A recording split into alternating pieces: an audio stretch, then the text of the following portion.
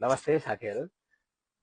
पोर्चुगलमा तपाईँ हामीले देखिरहेको भेहिकलको नम्बर प्लेटको आधारमा कुन गाडी कहिले रजिस्ट्रेसन भएको अर्थात् कुन गाडी कति पुरानो कति नयाँ भनेर जान्न इन्ट्रेस्टेड हुनुहुन्छ भने आउनुहोस् यो भिडियो हेरौँ है त।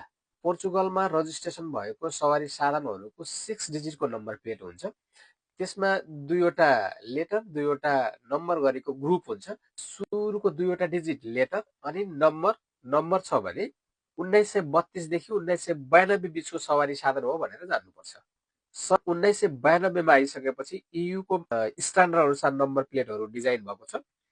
अब त्यसपछि अगाडिको दुईवटा डिजिट नम्बर, मिडलको दुईवटा डिजिट नम्बर, त्यसपछि लेटर छ भने यो सवारी साधन 1992 देखि 2005 भित्र रजिस्टर भएको सवारी साधन हो भनेर बुझ्नुपर्छ। त्यसपछि सुरुको दुईवटा डिजिट नम्बर अनि बीचको दुईवटा डिजिट लेटर अनि लास्टको दुईवटा डिजिट फेरि नम्बर भयो भने यो सवारी साधनहरू 2005 देखि 2020 भित्रको सवारी साधन हो भनेर जान्नुपर्छ। 2020 देखि हालसम्म चलिरहेको नम्बर प्लेट प्रणाली चाहिँ अगाडि दुईवटा लेटर, बीचमा नम्बर अनि लास्टमा फेरि लेटर गरेर नम्बर प्लेट जारी भएको छ। भिडियो अन्तिमसम्म हेर्नु भएकोमा तपाईलाई धेरै धेरै धन्यवाद।